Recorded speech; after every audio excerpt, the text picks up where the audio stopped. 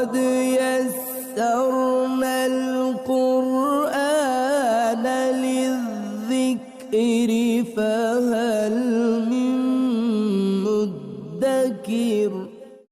الحمد للہ رب العالمین والصلاة والسلام علی سید الانبیاء والمرسلین، اما بعد فاعوذ باللہ من الشیطان الرجیم، بسم اللہ الرحمن الرحیم۔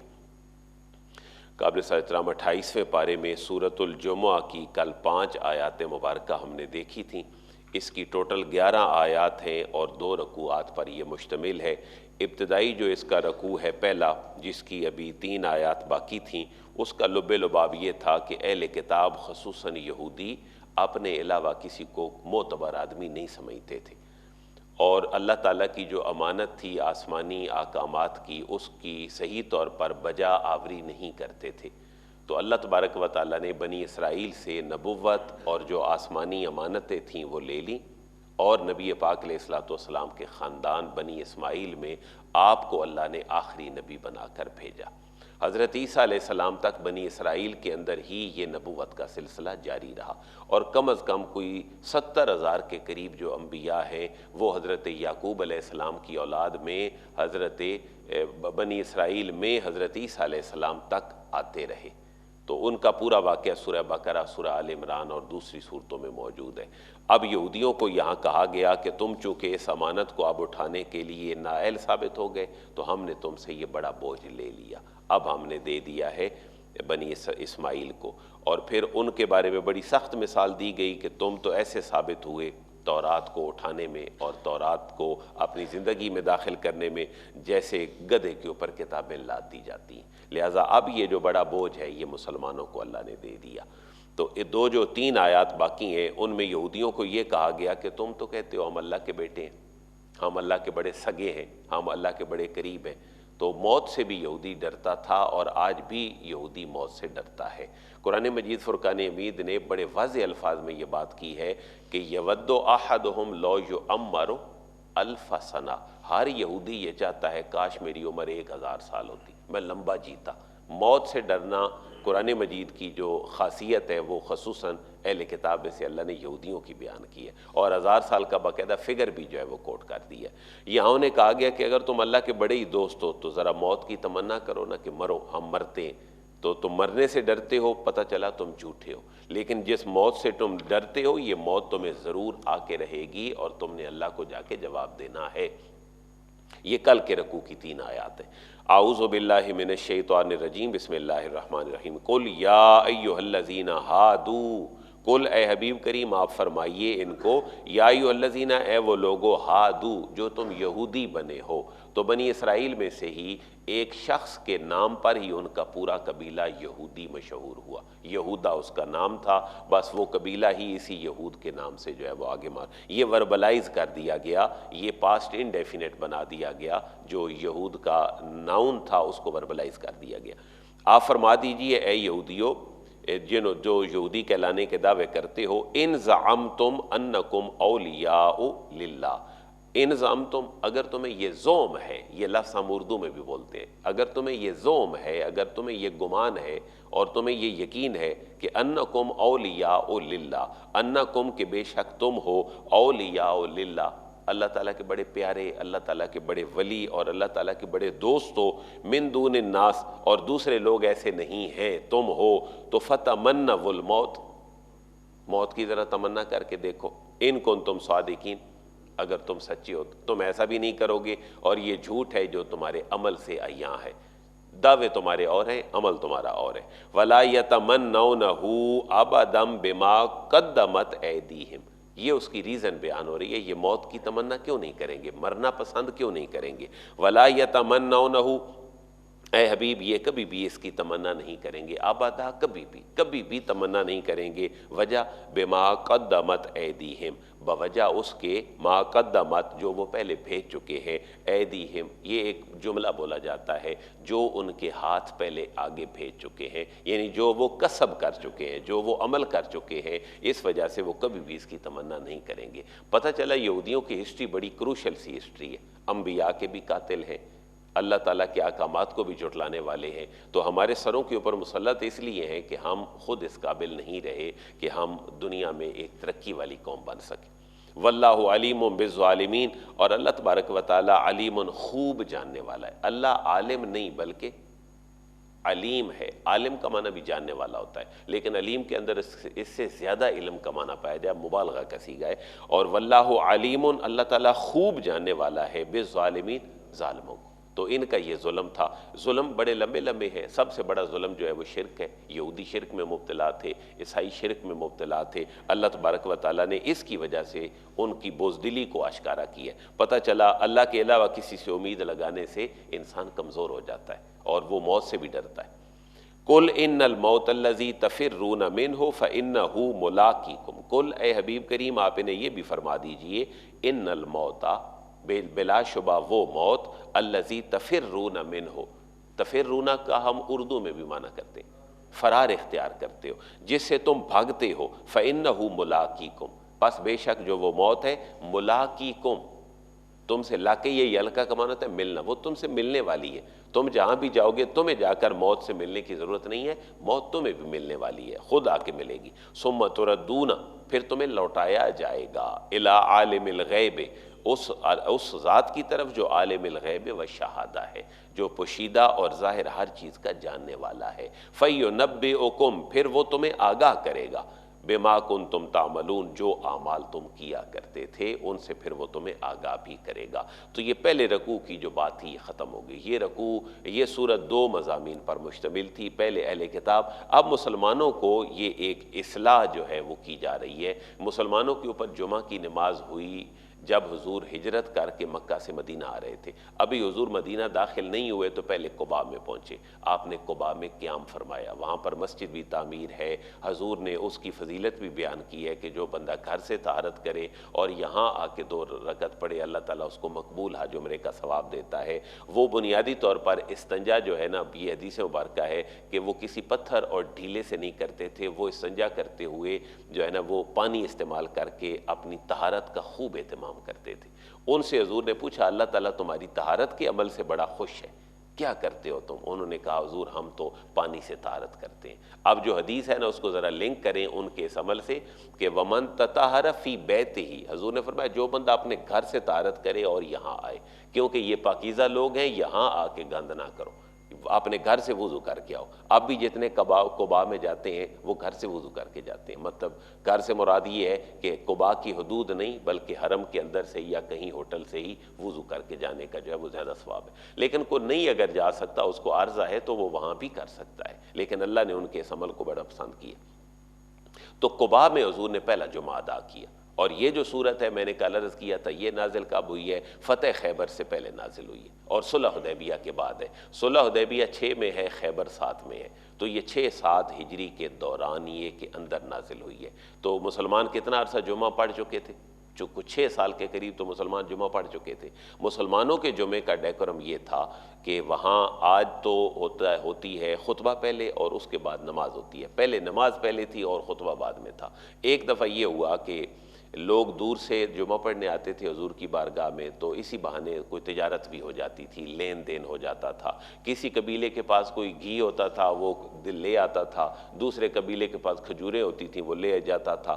تو یہ جو بارٹر سسٹم ہے اس کے تحت لوگ اپنا جو ہے ایک اڈا سا جیسے مسجد کے باہر لگا ہوتا ہے، جیسے ٹوپیاں، خوشبو، ایسے تو جب نبی پاک علیہ السلام نماز پڑھا چکے اور آپ خطبہ ارشاد فرما رہے تھے تو باہر صدا ہوئی کہ کسی نے کوئی چیز لینی ہے تو لے لے۔ تو کچھ صحابہ کرام حضور کو اسی خطبے کے اندر چھوڑ کر وہ چیز لینے چلے گئے۔ ان کے ذہن میں یہ بات تھی کہ ہم نے نماز تو پڑھ لی، اب حضور کچھ واعظ فرما رہے ہیں تو ہم پھر بھی سن لیں گے، چلے اسی بہانے پہلے یہ چیز لے لیتے ہیں۔ اللہ تعالیٰ نے اس معاملے میں ان کی اصلاح کر دی کہ نہیں، تمہیں میرے حبیب کو ایسے نماز کے اندر اور خطبے کے اندر کھڑے ہو کر چھوڑ کر جانا تمہارے لیے مناسب نہیں تھا۔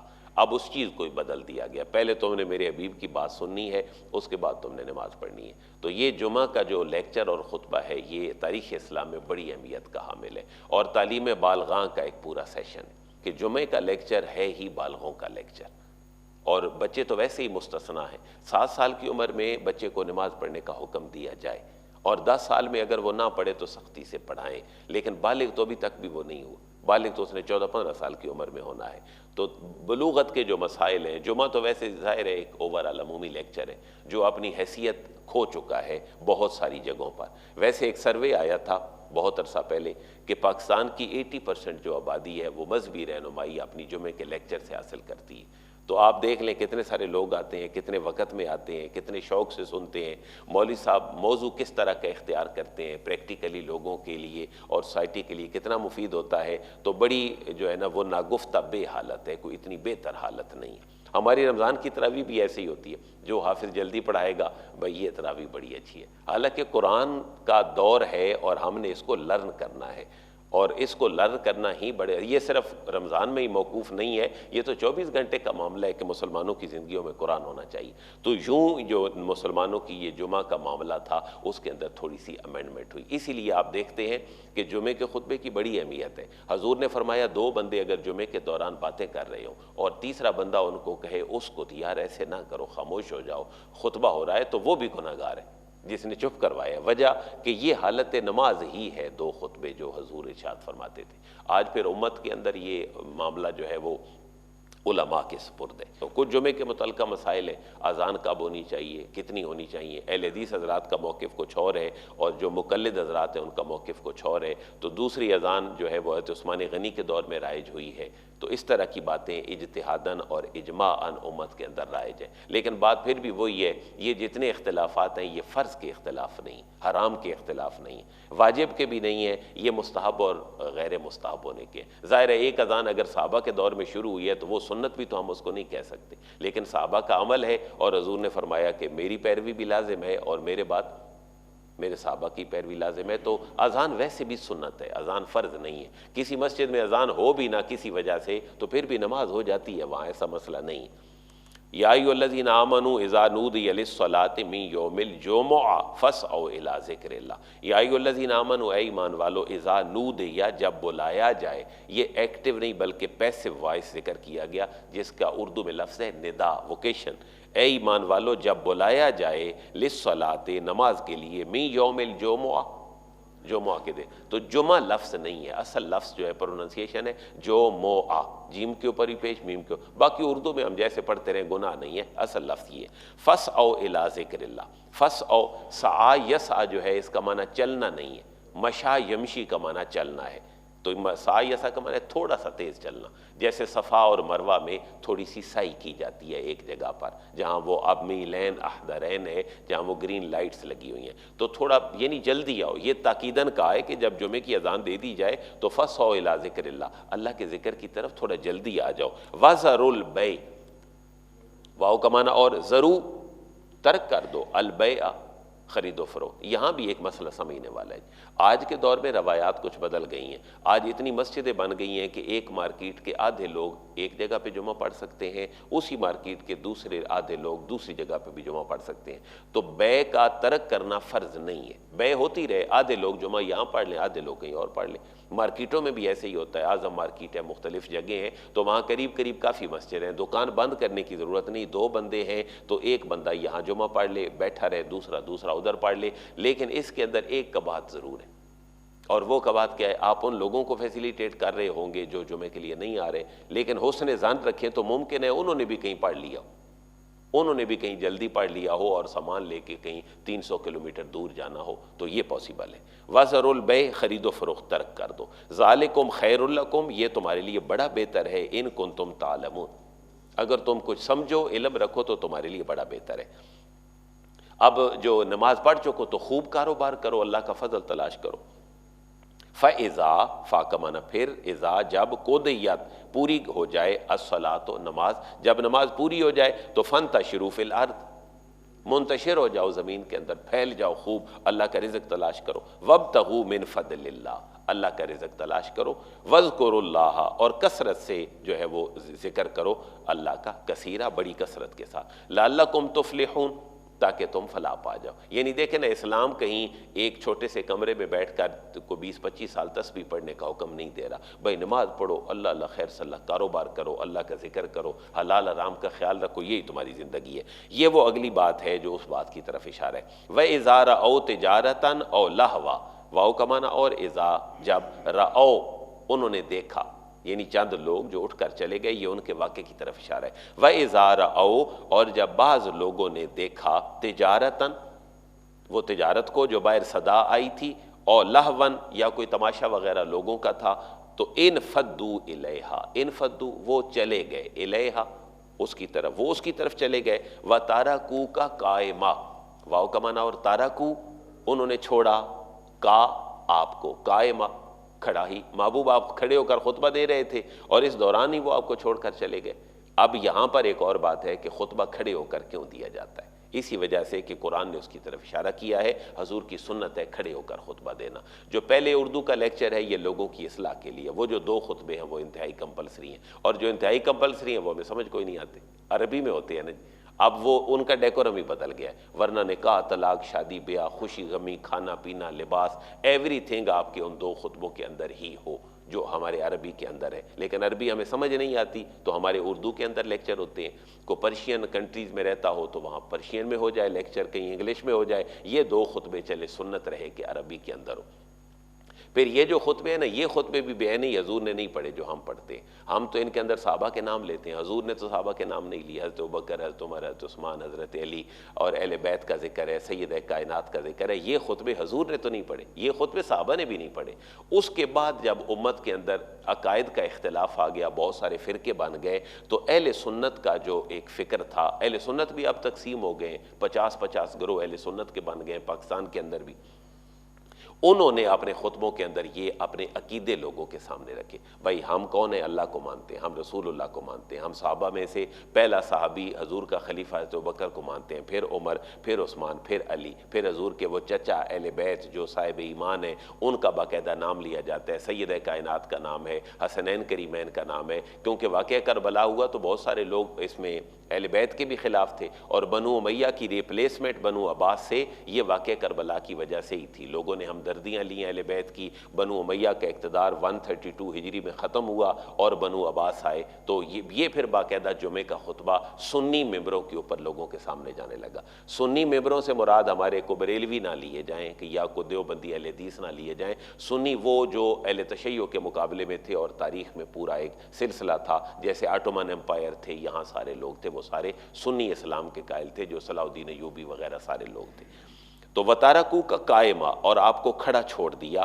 کل اے حبیب آپ ان کو یہ فرما دیجئے، ما عند اللہ خیر من اللہ، ما جو کچھ ہے عند اللہ، اللہ کے پاس جو کچھ ہے، خیرن وہ بہتر ہے، من اللہ وے تمہارے اس تماشے سے، کھیل سے جو تم خرید و فروخت کا کرتے ہو، ومن التجارہ، اور جو اللہ کے پاس ہے وہ بہتر ہے، من التجارہ تجارت سے بھی بہتر ہے تمہارے لیے. واللہ خیر الرازقین، اور اللہ تبارک و تعالیٰ بہترین رزق دینے والا ہے. اب کچھ لوگ یہاں اعتراض کرتے ہیں، دیکھیں جی صحابہ کا یہ عمل پسند نہیں آیا اللہ کو، یہ تو حضور کو چھوڑ کے جانے والے تھے. بلکہ سورۃ المنافقون میں اہل تشیع کا نقطہ نظر یہ ہے، معاذ اللہ یہ نازل ہی صحابہ کرام کے بارے میں ہوئی ہے. تو صحابہ کرام کو منافق کہنا یا ان کے بارے میں یہ عمل اختیار کرنا کہ دیکھو یہ تو وہ لوگ ہیں جو جنگوں میں بھی حضور کو چھوڑ گئے تھے، جمعے میں بھی حضور کو چھوڑ گئے تھے، تو یہ ایسا نہیں ہے. اللہ تعالیٰ نے ان کی جو شان ہے وہ باقی جگہوں پر بیان کی ہے. جہاں پر صحابہ حضور سے کہیں الگ بھی ہوئے اگر، تو وہاں پوری صورت اللہ نے نازل کی ہے، سورہ توبہ. وہاں باقاعدہ ذکر ہے کہ یہ لوگ محبوب ان کی ہم نے توبہ قبول کر لی ہے. اور یہی اہل سنت کا عقیدہ ہے کہ اہل سنت انبیاء کے علاوہ کسی کو بھی معصوم نہیں سمجھتے، نہ صحابہ کو، نہ اہل بیت کے کسی فرد کو. معصوم کا معنی ہے یہ اپوائنٹڈ فرام اللہ ہے، اس سے غلطی ہو ہی نہیں سکتی. ایسا اہل سنت کا عقیدہ نہیں ہے. تو لوگ اسی میں لڑتے بڑھتے ہیں. آج بڑے مسائل ہیں سوسائٹی میں. تو الحمدللہ یہ ہماری صورت مکمل ہو گئی. باقی جمعے کے اپنے مسائل ہیں، جمعے کو کیا کرنا چاہیے، نانت ہونا، درود پاک کی بڑی فضیلت ہے جمعہ والے دن، سورہ کاف کی بڑی فضیلت ہے. یہ ایک پورا ٹاپک ہے کہ سورہ کاف جمعے والے دن کیوں پڑھی جائے. حضور نے فرمایا اس کو جو جمعے کو پڑھتا ہے وہ فتنہ دجال سے محفوظ رہتا ہے. اب اس کے کانٹینٹس ہمیں دیکھنے چاہیے کہ کاف کے اندر کیا مضامین ہے، کیوں بندہ فتنہ دجال سے بچے گا جب اس کو پڑھے گا. تو تلاوت اس کا 5% ہے، اس کو لرن کرنا سمجھنا یہ 95% ہے، اور اس کو وہ سمجھ کے اگر پڑھا جائے تو پتہ چلے گا کہ اس کے اندر کیا کیا ہے اور ہمیں کیا کرنا چاہیے۔ وما علیہ الا البلاغ۔